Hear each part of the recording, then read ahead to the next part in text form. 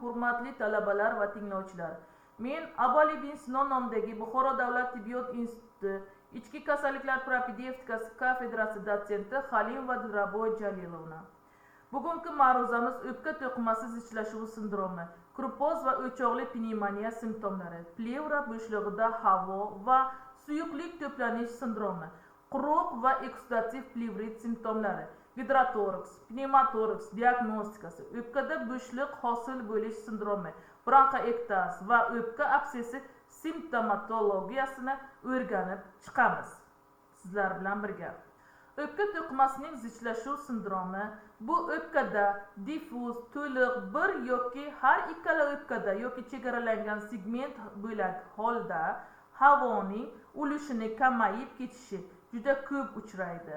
Demak, bunga sabab infiltratsiya va yalliqlanish, pnevmonik va tuberkulyozli infiltratsiya, o'pka infarkti, tromboemboliya yoki mahalliy tromboz natijasida atelektaz, obturatsion atelektaz, kompression atelektaz va hipoventilyasiya, fibroz to'qimasi taraqqiyoti yoki bronxopulmonal limfa bezlarining jarohati natijasida o'pka bo'lagining hipoventilyasiyasi, o'pka o'smasi, kichik qon aylanish doirasidagi dimlanishlar, o'pka quyi sohalarda qon dimlanishlar bilan kechadi.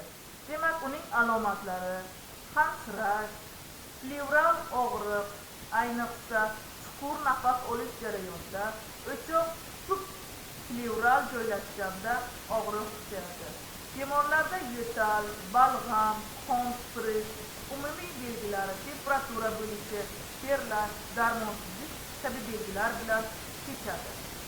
O'pka to'qimasi zichlash sindromining ichki xususiyatlari plevra varaqlarini jarayonlarga jalb etilishiga qarab visceral, parietal va har ikkalasi to'qimada kuzatilayotgan zichlikning sodir bo'lish vaqtiga qarab zudlik o'tkir pnevmoniya, o'pka infarkti, asta-sekinlik bilan kechsa o'sma, atelektaz kabi kasalliklarda namoyon bo'ladi. Bunday bemorlarni ko'zdan kechirganimizda ko'krak qafasi harakatida asimetriya kuzatiladi. Jarohat sohasida bo'rtib chiqishi, zichlanshuv o'chog'i yirik va yuzaki bo'lsa, demak nafas olish yo'li ochgan bo'ladi. Tashxisno'yi kuzatiladi. Bemorlarni ko'zdan kechirganimizda yonoqlarda qizarishlarning bo'lishi, teri nam, burun va lablarda ustiqlarning bo'lishi kuzatiladi. Fizikal usullarda tekshirganimizda palpatsiyada ag'on dirlashi jarohat sohasida kuchaygan bo'ladi. Perkussiyada jarohat sohasida cho'ntoqroq yoki cho'ntoq sovushlishi, auskultatsiyada jarohat sohasida hissabronxal, bronxoviruslar, nafas shovqini, shuningdek nam dirlashlar va sirkulatsiya eshitilishi mumkin. Bronxoponiya kuchaygan bo'ladi. Pnevmoniya bu o'pka parenximasining alveola va qisman bronxolalarning infeksiyon jarayonlarining turi. Bu deyarli hamma vaqt qaytar jarayondir. Yuzaga olib keluvchi omillar sovuq qotish, alkogolizm, keksa va qayrililik va yurak va buyrak og'ir xastaliklarda kuzatilishi, immunodepressantlarni uzoq muddat qabul qilishi, qo'zg'atuvchi infeksiyalardan bakteriyalar, pnevmokoklar, stafilokoklar, aralash aerob mikroorganizmlar infeksiyalar, gram mantiylar, viruslar, pnevmoniya, mikoplazmasi, zamburug'lar, dematritesiyalar, xlamidiyalar, alohida hollarda legionellalar ham kuzatiladi. Patogeneziga qarab farqlanadi. Demak, bunda interstitsial oraliq, kripoz, tikli, bo'lakli, alveolar parenximatoz bo'ladi va o'choqli bronxopnevmoniyalar ham kuzatiladi. Mana rasmda ko'rsatilgan barcha belgilari namoyon qilingan. Morfologik bosqichlarida qarasak, demak, giperemiya 4-5 kun davom etadi. Qizil jigarlanish 5-6 kun davom etadi. Kulrang jigarlanish 5-6 kun davom etadi. Sog'ayish 4-5 kun davom etadi. Klinik va morfologik bosqichlar muvofiqligiga qarasak, boshlang'ich etapida, demak, giperemiya bilan, avjlanishda qizil va kulrang jigarlanish bilan, demak, sog'ayishda tiklanish bilan muvofiqligi bosqichlarda ko'rinadi. klinikasida demak bemorlarda isitma, tana haroratining ko'tarilishi, yo'tal, balg'am, qansirak, plevral og'riqlar bilan namoyon bo'ladi. Fizikal tekshirish natijasida bemorni ko'zdan kechirganimizda yonoqlari qizil, terisi nam bo'ladi. Demak, palpatsiyada ovoz birlashishi, jarohat sohasida kuchaygan bo'ladi. Perkussiyada jarohat sohasida tirqito'r tovush, bo'g'iq, to'ntoq yoki bo'g'iqroq, to'ntoqroq tovushni tirqito'r tovushni beradi. Auskultatsiyada jarohat sohasida yuzuklar, nafas susaygan, diskobronxal nafas, kriptatsiya, nam birlashlar kuzatiladi. Morfologik vositalarga xos fizikal belgilarda, demak, ko'rganimizda palpatsiya ovoz birlashishi, giperemiyada past bo'ladi. Qizil va kulrang jigarlanishda yuqori bo'ladi. Demak, palpatsiyada ovoz birlashishi sog'ayishda normada tushadi. Demak, tirqito'r tovush giperemiyada bo'g'iqroq bo'ladi. Qizil va kulrang jigarlanishda bo'g'iq bo'ladi. O'pka tovushi eshitiladi sog'ayish davrida. Demak, auskultatsiya nafas tovuqlarida, giperemiyada yuzuklar nafas susaygan bo'ladi va qizil va kulrang jigarlanishda diskobronxal yoki bronxovasikulyar nafas tovuqini va nam xirillashlar eshitiladi. Sog'ayish davrida yuzuklar nafas tovuqini eshitiladi. Laborator instrumentar belgilarga qaraganda, laborator tekshirganimizda dastlabki ko'z bo'ladi. So'ngra infeksiya 40-50 martadan oshadi. Demak, avjlanish bosqichida og'ir hollarda eozinofillar periferik qondan 5% yo'qoladi. Anzayit eozinofiliya sog'ayish bosqichida yana paydo bo'ladi. Demak, bunda rentgenoskopiya yoki rentgenografiyada jarohat sohasida intensiv gomogen soya ko'rinadi. Laborator ko'rsatkichlarni, demak, qaychi yoki kesishish sindromi bilan jadvalda keltirilgan EPT va leykositlarning ko'rinishi. Plevral sindrom bu plevra varaqlarining jarohatiga yoki plevra bo'shlig'ida gaz yoki havo yoki suyuqlik yig'ilishiga xos bo'lmish simptomlar yig'indisidir. Haqiqiy yoki asliy plevral sindrom bu plevra varaqalaridagi nerv tolalarining ta'sirlanishi tufayli sodir bo'ladigan simptomlar yig'indisidir. Sabablari: plevrani bevosita jarohati yallig'lanishi, plevrit, o'smalar, plevraga metastaz, travmalar, tuberkulyozi, plevra bo'shlig'idagi hosila bilan plevra varaqlarini ta'sirlanishi, bu transudat, eksudat, qon, yiring, gaz bo'lishi, subplevral joylashgan yallig'lanish va o'sma o'choqlarining yaqinligi sababli plevra varaqlarini ularga nisbatan reaksiyasi. Demak, kasallikning alomatlari kuchli og'riq, ayniqsa quruq plevritda, ko'krak qafasining jarohati bor, yarmi nafas olishda chegaralangan holda ishtirok etadi. Auskultatsiyada ko'krak qafasining jarohati bor sohasida plevra ishqalanish shovqini eshitiladi. U nafas ham olish, ham chiqarishda bir jarangdor holda eshitiladi. Suyuqlik tarkibiga ko'ra eksudat va transudat. Eksudat xarakteriga qarab yiringli piotoraks, qonli gemotoraks, limfali bu xelotoraks aralash hollarda kuzatiladi.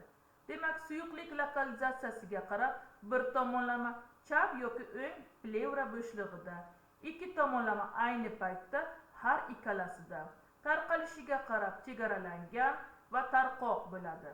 Gidrotoraks yoki plevra bo'shlig'ida suyuqlik yig'ilishi sindromi bu plevra bo'shlig'idagi suyuqlik normada 50-60 ml miqdorini behad oshishi demakdir. Plevra bo'shlig'ida suyuqlik yig'ilish sindromining sabablari, demak, ekstrapulmonal, bunda yurak yetishmovchiligi bilan kechadigan yurak xastaliklari, jigar kasalliklarida sirroz, buyrak xastaliklari kiradi. Demak, pulmonal pnevmoniyada, absessda, plevritda, mezotelomada, tuberkulyozda, travmalarda kabi sabablar bo'ladi. Demak, plevra bo'shlig'ida suyuqlik yig'ilish sindromiga xos simptomlarda bemorda hansirash, suyuqlik o'pka to'qimasining qisib qo'yadi.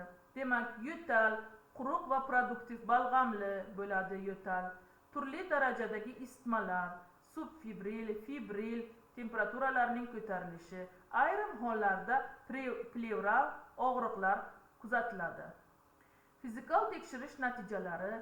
Demak, bunda bemorlarni ko'zdan kechirganimizda qovurg'alar aro soha bo'rtib chiqadi. Ko'krak qafasining jarohat tomonidagi yarmi nafas olishda orqada qoladi.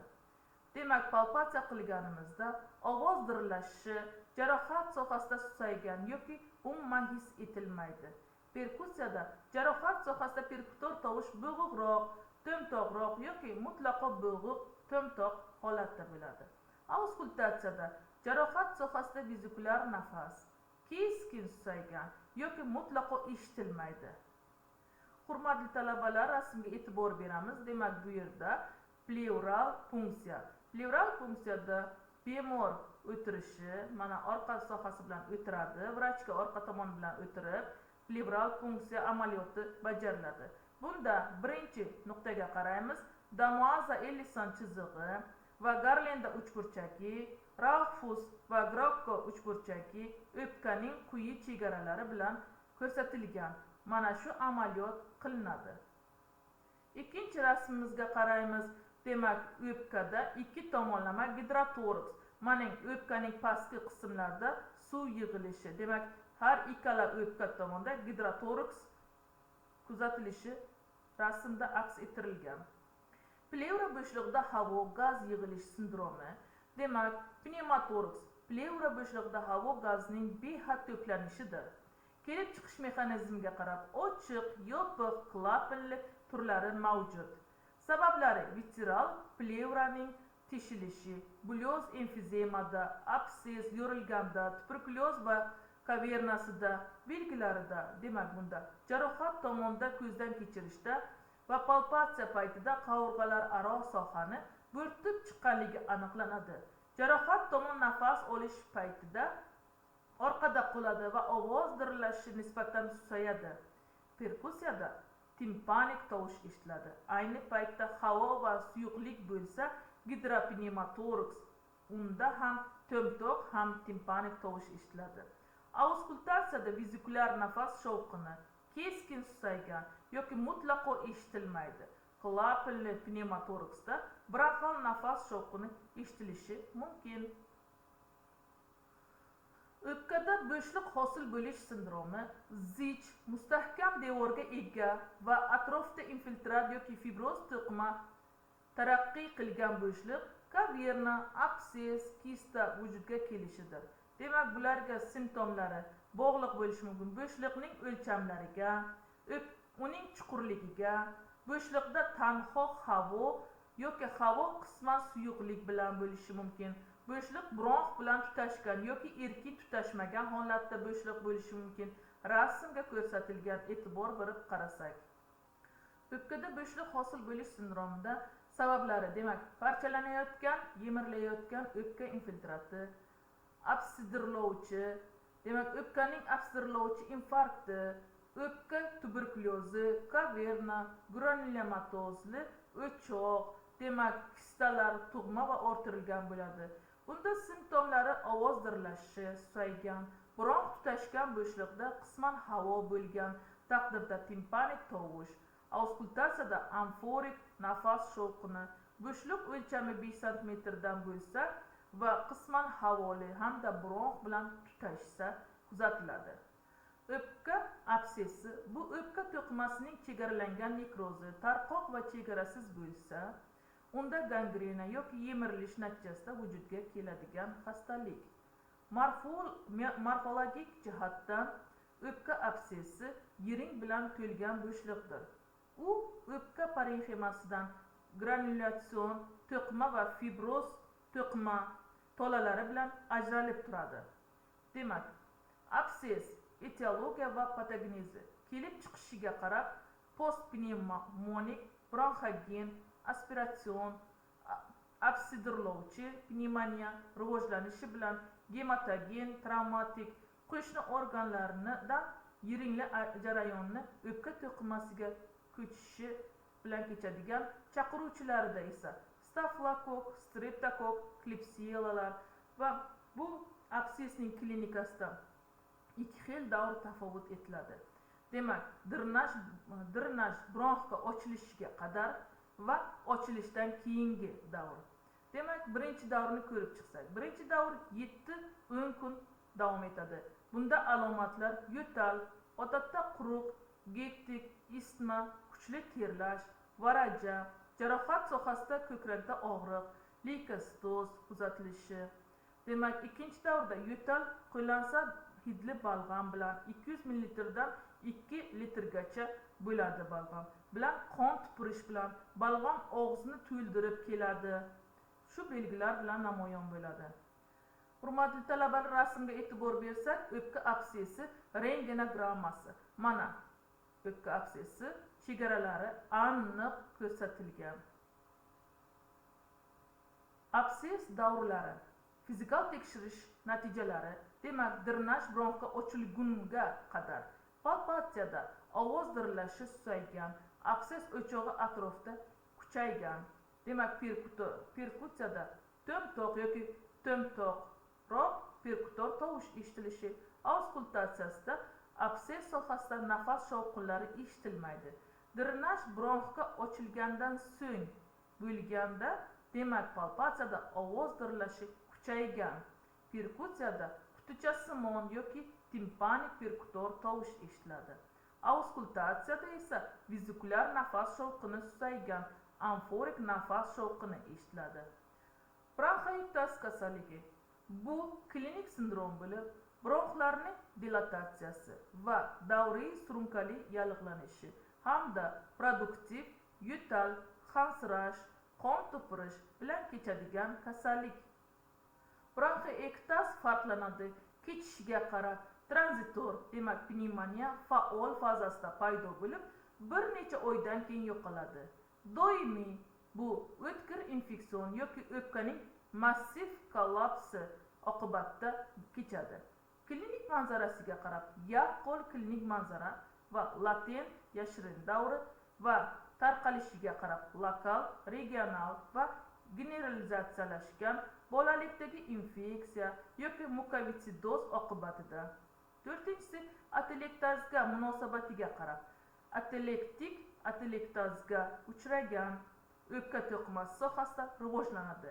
Noatelektik, demak, atrof to'qimada o'pka emfizemasi va pnevmoskleroz uchraydi. Taraqqiy qilinishiga qarab birlamchi, demak, patologiyaning asosiy morfologik substrati bo'lib xizmat qiladi va bolaligida o'tkazgan qizamiqli pnevmoniya oqibatida.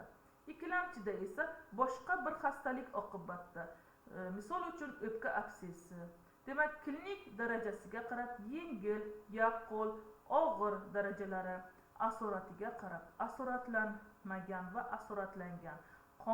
Asoratlanganda, demak, qon tupurish, o'pkadan qon ketish, nafas va yurak surunkali yetishmovchiliklarida, pnevmoniyada, o'pka absessida, amiloidozda ham asoratlangan kechadi. Etiologiya va patogenezi yuzaga olib keluvchi omillarga, demak, bularda genetik, kipriksimon epiteliyning kam harakatchanligi natijasida, demak, bronx bezlari sekretining reologik xususiyatlarini buzilishida kechadigan, bronxal daraxtning tug'ma defektida, bronxoobstruksiyaning bronxlarga yod jismlar tushishi, bronxopulmonal bezlarning yiriklashuvida, demak, toksik moddalarning nafas orqali bronxlarga tushishi, ta'sirlovchi kimyoviy agentlar, bularga spirtli ichimlik aspiratsiyasida, demak, shakliga qarab farqlanadi. Varikozli, veritinoobrazniy va silindrik xaltasimon shakllariga bo'linadi. Klinik alomatlari: bemorlarda isitma, yo'tal kuchayadi. Tongda gorizontal holatda vertikalga o'tishganda yo'tal kuchayadi. Shilliq yiringli yoki yiringli balg'am, og'izni to'ldirib balg'am kelishi, qon tupurish alomatlari bilan kechadi. Bronxiektasning fizikal alomatlari ko'zdan kechirganimizda Gipokrat barmoqlari, demak bemorning og'riqlashi, barmoqlarning so'nggi falangalarida o'zgarishlar, tirnoqlar soat shishasiga o'xshab bo'rtib chiqishi. Demak, palpatsiya qilganimizda diqqatga sazovor o'zgarishlar aniqlanmaydi. Perkussiyada o'pka quyi chegaralari ekskursiyasi chegaralangan bo'lishi mumkin. Demak, auskultatsiyada dag'al vezikulyar nafas, shovqini va jarangdor kichik pufakchali nam xirlashlar eshitiladi. Bronxoiditas rentgenogrammasida mana hurmatli talabalar ko'rib turganingizdek bemor kaxeksiyaga bo'lgan mana dog'larning ko'rinishi rasmda yaqqol namoyon etilgan. Hurmatli talabalar, bugungi mavzumiz shundan iborat edi. E'tiborlaringiz uchun katta rahmat.